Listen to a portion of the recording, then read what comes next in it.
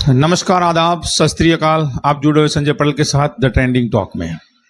कभी सत्ता का सबसे भरोसेमंद अधिकारी और आज अदालत का सजायाफ्ता कैदी। ये कहानी है प्रदीप शर्मा की, एक ऐसा आईएएस अफसर जो फाइलों में फैसले नहीं खेल लिखता था। सरकारी जमीनों की लूट, पावर का घमंड और सिस्टम का मजाक। इस एक इंसान ने कैसे गुजरात में अफसरशाही को बदनाम किया, आज पर्दा उठाते हैं इस घोटाले से जिसने प्रशासन को हिला कर रख दिया और गुजरात में टॉक ऑफ द टाउन बन गया। जब प्रदीप शर्मा 90 के दशक में आईएएस बने तो हर कोई मानता था यह अफसर गुजरात के विकास में नई मिसाल बनाएगा।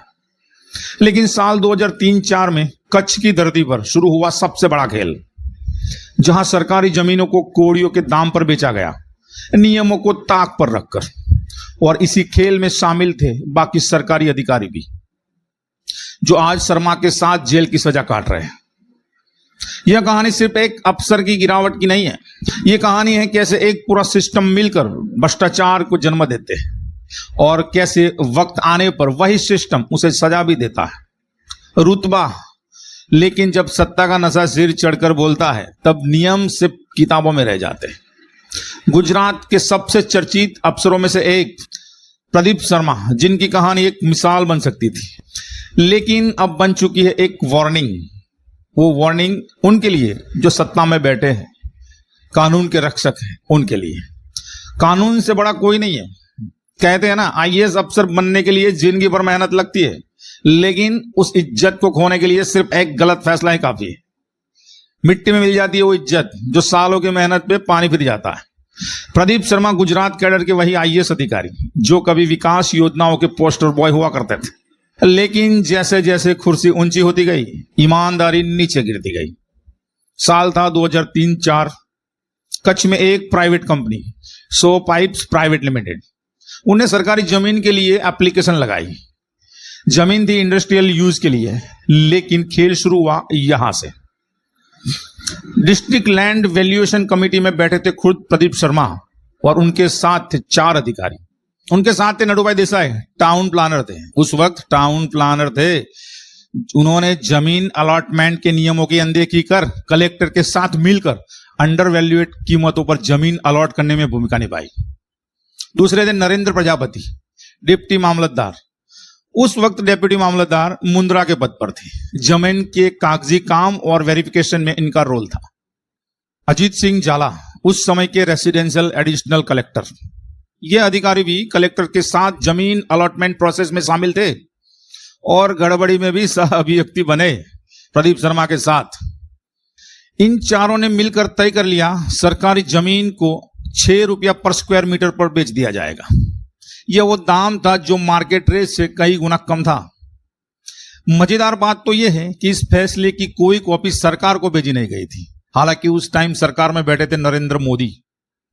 सरकार की नजर पड़ी तो कंपनी से बकाया वसूला गया, लेकिन तब तक बहुत देर हो चुकी थी। आखिरकार 2011 में सीआईडी क्राइम पुलिस ने केस दर्ज किया।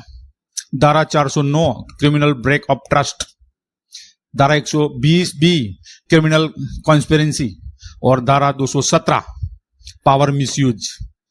प्रदीप शर्मा की गिरफ्तारी उस वक्त हुई जब नरेंद्र मोदी गुजरात के मुख्यमंत्री थे। शर्मा का दावा था, मेरे पीछे सीएम ऑफिस है क्योंकि मैं हरेन पंड्या केस और कुछ घोटालों का गवाह हूं। उन्होंने सरकार पर बदले की कार्यवाही का भी आरोप लगाया, लेकिन कोर्ट ने सबूतों के आधार पर उन्हें दोषी पाया। 2 सजाएं, लेकिन कहानी अभी भी बाकी है। जनवरी 2025 मनी लॉन्ड्रिंग केस में पहली सजा 5 साल और दूसरी सजा अप्रैल 2025 जो कल आई जमीन घोटाले में 5 साल। लेकिन कोर्ट ने साफ कहा यह सजा एक साथ नहीं, एक के बाद एक चलेगी। यानी प्रदीप शर्मा 2035 तक जेल में ही रहेंगे और यही रहने चाहिए और ऐसे भ्रष्ट अधिकारियों का हाल यही होना चाहिए। और ये वार्निंग है उन नेताओं को, उन अधिकारियों को जो सत्ता में रहकर सत्ता का मिसयूज करके अपनी जोली भरते हैं। कहानी का असली सबक यही है, कुर्सी चाहे कितनी भी ऊंची हो, कानून का हाथ उससे भी ऊंचा होता है और वो आपको सकंजे में लेता है अगर आपने कुछ गलत किया है।